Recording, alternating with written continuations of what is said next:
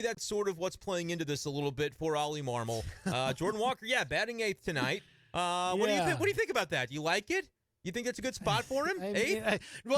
No, I don't think it's the spot that Jordan Walker should be in. What? I understand the reasons why you can't put him in some of the other places, like third or fourth or fifth. They've got a couple MVP second candidates in those spots, sure. Right? Like I get it. Like there are a bunch of good hitters on this team that are veterans that have earned those spots because like of Alec what Burleson. they've been able to do. We're talking about big-time veterans here. No, I don't want to diminish him, though. What do you actually think of Burleson has been entrenched? If he's been playing, man, against a right-handed pitcher, he's been batting second pretty much every time. What do you think about that, really? Yeah. I mean, look, it's an interesting concept. He's started well this year. He's hitting. He has to be an on-base guy. Like I think so. That's why I think he can be. And to have that guy early in the lineup helps.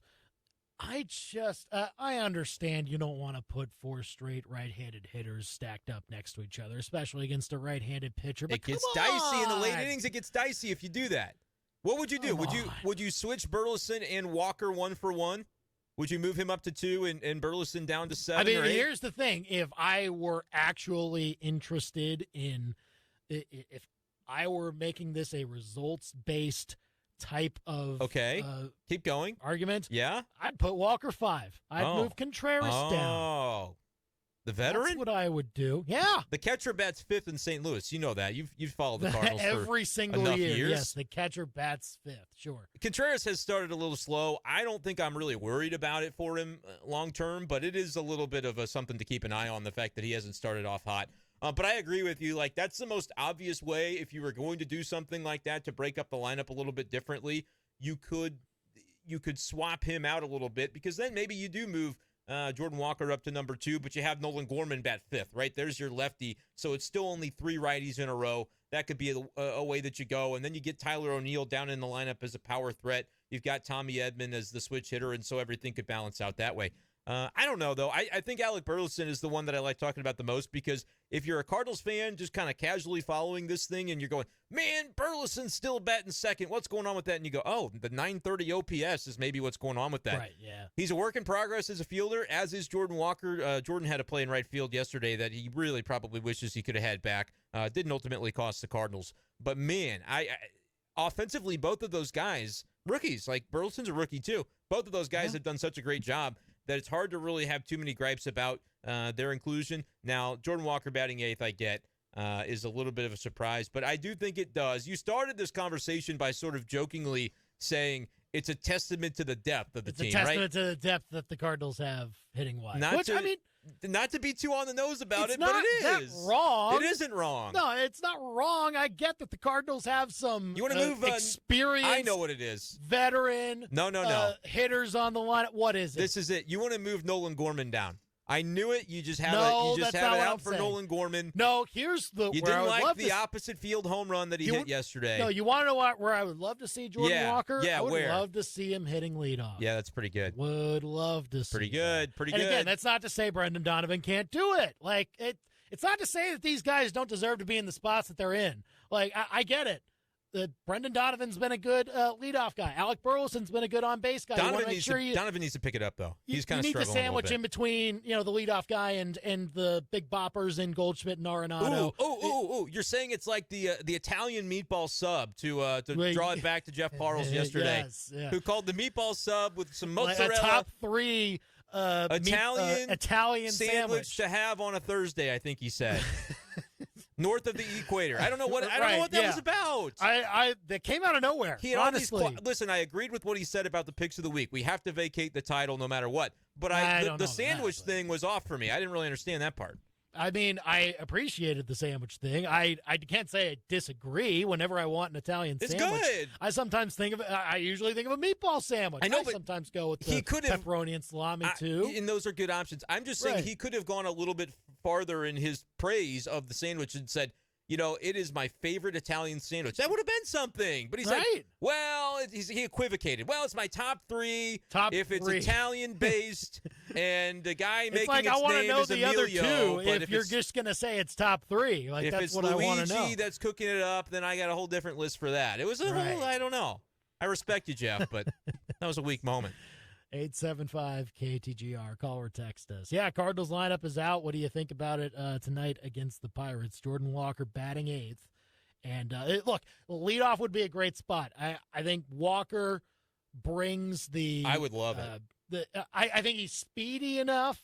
Like he has a stolen he's base got the already top. this year. The top. What is it? The Statcast. They put this out. It was like a week ago, so the numbers may have changed. But he had the highest sprint speed on the team, faster than Edman and faster than Tyler O'Neill. We knew he had a little bit of sprint speed trouble early on, but yeah, he was the fastest on the team as of a few days ago. So I don't think it's a problem for his speed in the leadoff spot by any stretch. That's what the game is now. You kind of put some of your 5-tool guys at the leadoff spot to give yourself a chance. A lot of teams do that at some leadoff home runs, while also giving the guy a chance to just get on base and wreak havoc on the base paths, put pressure on a pitcher that way. Yeah, it seems to be where the game is now, and Jordan Walker fits that mold just about as well as anybody else in the league right now. Yeah, and you're right. I think here's the thing. If it's whether or not you believe that Donovan can turn it around, because he's got a sample size of last year of being a really good on-base guy, and he started off so good, and I have seen maybe the at-bats take a little bit of a dive for him over the past few days. I think he can probably get it back. But if you were to have any longer-term concern about him, I don't think it's crazy to move up Jordan Walker. But if Donovan can find it back, you can basically flip-flop him and Edman at leadoff, depending on whether it's a righty or a lefty on the mound against you to start each game. And then you have power guys like O'Neill and Jordan Walker, 7th and 8th. Actually, I'd go as far as to say Gorman, O'Neill, Walker is the best 6, 7, 8 in Major League Baseball. If your lineup works in a way that allows everything else to fall into place and you're not forcing a Burleson into the 2 spot, like he's earning it continually to be there, and Brendan Donovan continues to make sense at leadoff, I would say that 6, 7, 8, name a better one. That's going to be the regular 6, 7, 8 for a lineup in the big leagues, especially if you can get healthy with O'Neill. And I mean, he homered over the Thursday, the Wednesday. What's today? Wednesday's game. Today is Thursday. It's hard, man. There's a lot going on. I had to do my taxes today. I'm on edge about it. It was bad. I took a bath. But anyway. This is what you get for waiting this long. I know. I got a great comment from somebody on Twitter who's actually he's a Cardinals fan, but he's an accountant. And he said, good to see you not wait until the last minute. You gave yourself like 5 whole days of room. Ample time. That's kind of the way I roll. But no, I think if you look at that 6, 7, 8, the way Gorman is swinging it, he's going to be an all-star. Been saying that. Tyler O'Neill with the home run yesterday, and Jordan Walker, the most hits to start a career at under age 21 since, I don't know, players that don't exist. Like, that's pretty good. Yeah. So I get the desire to want to move him up, but I think people are going to really like it when the guys 1 through 5 start consistently all carrying their weight and not just a couple of them, because then you just have, the best lineup in baseball, which is the team that could lead the league in runs scored, which I said a week or so ago, and it looked dumb for a minute, but now I think it's starting to come back around.